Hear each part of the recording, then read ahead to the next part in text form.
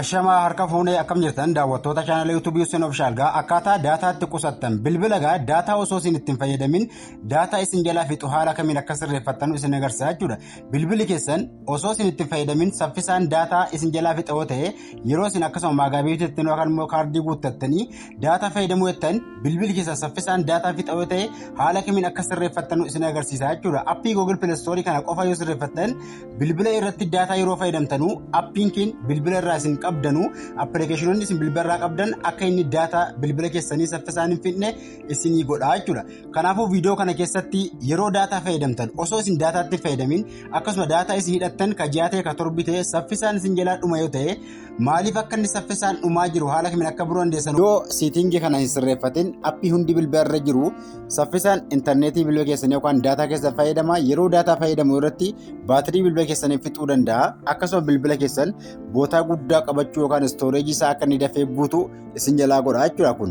Kanaaf siitingii kana haala kamiin akka sirreeffattanu isin agarsiisa jechuudha. Namoonni chaanaalii kanaaf haarawaa taatan gaas sabiskiraayibii gochuu hin dagatinaa sabiskiraayib keettu kana yeroo tuqxan ol keettu gubbaa kaa'uu hin dagatinaa viidiyoo an poost godhuun nama hunda dura akka isin bira ga'uu fi mallattoo asirratti gaa viidiyoolee barnootaa wal qabate viidiyoo hedduu ajjala poost godheen jira jala galuu irraa baradhaa namoonni hin beekne viidiyoo kana yeroo dhaggeeffattan laayikii tuquudhaan akkasuma sheer godhaa gubbee adda addaa irratti bilbila keessa irraa gaa daataan akka inni saffisaa hin dhumneef tokkoffaa kan sirreeffachuu qabdan daataa bilbila keessatti qabdanu akka inni saffisaa hin dhumneef Google Play Store akka isin sirreeffachuu qabdan jechuudha. Bilbila keessa irraa appii takka osoo hin bahin Google Play Store appii irraan daawunloodii godhattanu appii kana irra eega tuqxanii keessa seenuudhaan profaayilii keessan gubbaa tuquudhaan siitingii sirreeffachuu qabdan profaayilii eega tuqxanii wal xaa'uudhaan gaa irraa olee kan wal xaa'uudhaan siitingii bakka eega tuqxu jechuudha.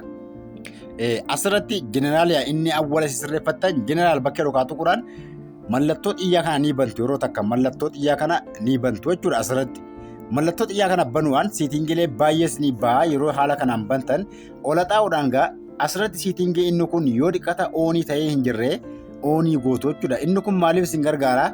Appii yeroo isin itti fayyadamaa hin jirre akka inni baatirii bilbila keessanii hin fixne akka inni stooreejii yookaan bootaa bilbila keessa faayila bootaa guddaa hin qabanne isinii godha jechuudha. Inni kun yoo isin oonii gootan appii isin bilbila keessaa qabdanu tokkoffaa baatirii fixuu hin danda'u isa lamaffaa daataa bilbila keessanii fayyadamuu hin danda'u kan isin itti fayyadamaa hin jirre jechuudha.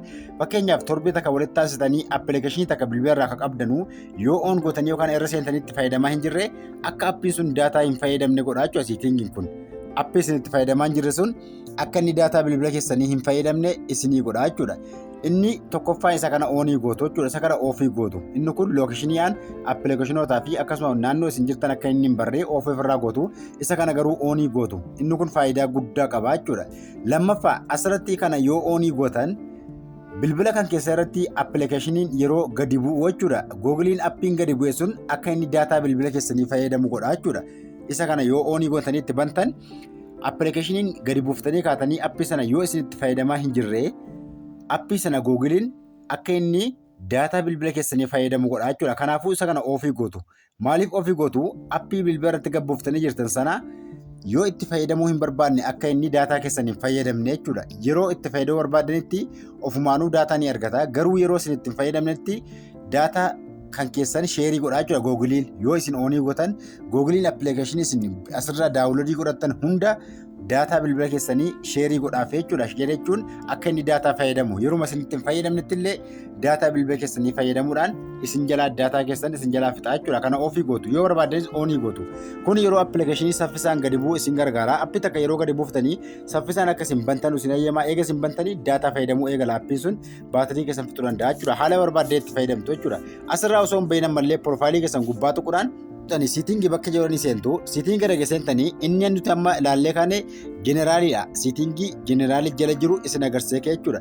Network permissionii kana yeroo takka banuudhaan asirratti appilikeeshinii asirratti auto update app bakka jedhu tuquudhaan yoo dhiqata asirratti all update over wifi or mobile data bakka jedhu jiraate inni mallattoon raayitiin kun yoo asirra jiraate jechuudha. Mallattoon raayitiin kun yoo isaa walaara kaawwattan bilbila irratti appilikeeshinii isin qabdanu ofumaan of haaromsaa jechuudha. Guyyaa guyyaatti ofumaan of haaromsaa jechuudha. Guyyaa guyyaatti ofiin of haaromsaa daataa ta'us waayifaa ta'us kan immoo isin fayyadamtan fayyadamuudhaan yoo isin waayifaa fayyadamaa jirtan asirratti waayifaa or mobaayil daataa jedhe waayifaadhaa fi mobaayil daataa yeroo isin fayyadamtanu appii isin bilbila irraa qabdan ofiin of haaromsa abdeetii of godhaa jechuudha. Yeroo abdeetii of godhu keessatti bilbila keessa irraa daataa yoo fayyadamaa jiraattan daataa sana isin jalaa fixaa jechuudha. Kanaafuu namoonni daataa fayyadamtanu akka inni ofiin abdeetii of hin goone isa kanarra kaawwattu jechuudha. Asirratti yoo daataa fayyadamaa jiraattan update over wifi only yeroo wifi fayyadamtan qofa akka inni abdeetii of godhu. Yoo isa macarashaa kaara kaawwattan immoo baay'ee bareedaadha. Asirratti don't auto update apps jira. Kanarraa yoo kaawwattan hanga isin dhuftanii appii takka ofumaa isaatii abdeetii gootanutti ofiin abdeetii of gochuu hin danda'u jechuudha. Garuu inni kun wifi irra yeroo isin hidhattan daataa fayyadamaattanii yeroo isin wifi hidhattan qofa appiin tokko kan isin abdeetii gochuu barbaaddan abdeetii isin gaafata malee ofiin haaromsu jechuudha. Kun maaliif sababa isin daataa fayyadamtanuuf wifi irratti of haaromsuu hin danda'u.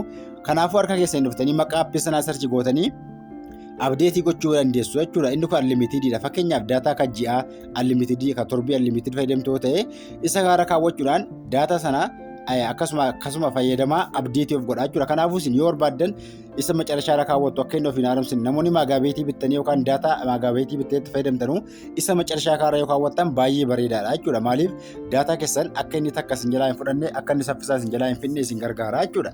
Kanaaf settingwwan arfan haala kanaatti fayyadamtu. Dudduuba deebi'uudhaan yeroo takka kan isin agarsiisu as keessaaf dudduuba deebi'uudhaan profaayilii keessan eega tuqxanii haala kanaas isin banaa manage app and device bakkeedhu kana irra tuqxu yeroo takkaaf.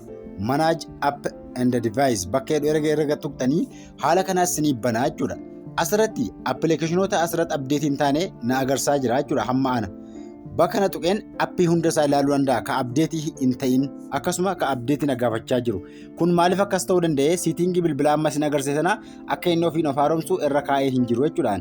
Yoo dhiqata settingii sana akka inni ofiin of haaromsu irra yoo kaa'e kun hundinuuyyuu ofumaan abdeetii of godha. Kan inni itti fayyadamaa hin jirre hundinuu ofumaan of haaromsaa jechuudha. Yeroo ofiin of haaromsu keessatti daataa bilbila keessanii yoo isin fayyadamaa jiraattan daataan sun akka inni saffisaa isin jalaa dhumu godha jechuudha. As keessatti dhufee abdeetii of godha waan ta'eef Google Play Store gaa settingii isa haala amma isin agarsiisan sirreeffachuu qabdu jechuudha. Hamma yoo dhiqatasii kana asirratti abdeet ol jedhu kana yoo tuqee hundi isaayyuu of haaromsuu eegala jechuudha. Maaliif yeroo ofiin of haaromsu irratti daataa bilbila keessanii isin jalaa fixaa jechuudha. Abdeet ol keettu kana yeroo tuqu amma hundi isaayyuu ofiin of haaromsa amma asirratti tuqee isin agarsiisu. Yeroo asirratti tuqu appii hundi isaayyuu ofiin of haaromsuudhaaf naanna'aa jira jechuudha. Amma kunoo indaallensaa yeroo kanatti daataa bilbila keessanii fixuu danda'a. Akkasuma saffisa bilbila keessanii isin jalaa dhorku akka saffisaan hin fayyadamne. Kanaafuu asirratti appii yeroo itti fayyadamtan qofatii ka barbaaddan kan itti fayyadamuu barbaaddan qofatii irra tuquudhaan fakkeenya yoo feesbuukii abdeetii gochuu barbaaddan feesbuukii qofa seentanii abdeetii gochuu yoommoo akkasuma appilikeeshinoota bilbilarraa qabdan waan barbaaddan takka dhuftanii as keessa ilaaltanii si diteeyil bakka itti tuquudhaan appii sana qofa haaromsuu dandeessu jechuudha. Appii itti fayyadamuu barbaaddan qofa abdeetii gootu jechuudha. Kanaafuu appilikeeshinoonni hundinuu fayyadamuu hin danda'u. Bilbila keessan keessaa daataa argachuu hin danda'u. Yeroo kanatti daataan keessan saffisaan isin jalaa hin dhumu jechuudha. Inni daataa saffisaa isin jalaa hin fixne gochuu dandeessu jechuudha. Kana malees karaalee ittiin daataa qusatan karaa baay'ee jira. Paartii tokkoffaa yookaan immoo kutaa tokkoffaadha. Inni kun kutaa lammaffaasaa karaalee daataa saffisaan dhumutti sirreeffattanu viidiyoo biraa keessatti isin agarsiisa. Haala kanatti fayyadamaa isin jedha akkasuma viidiyoo isinitti dheerata. Barnoota kutaattaan hanga walitti deemuutti nagaan tura galatoomaa viidiyoo kan akka namoota hedduu bira ga'u laayikii fi sheerii gochuu hin dagatinaa isiniin jedha.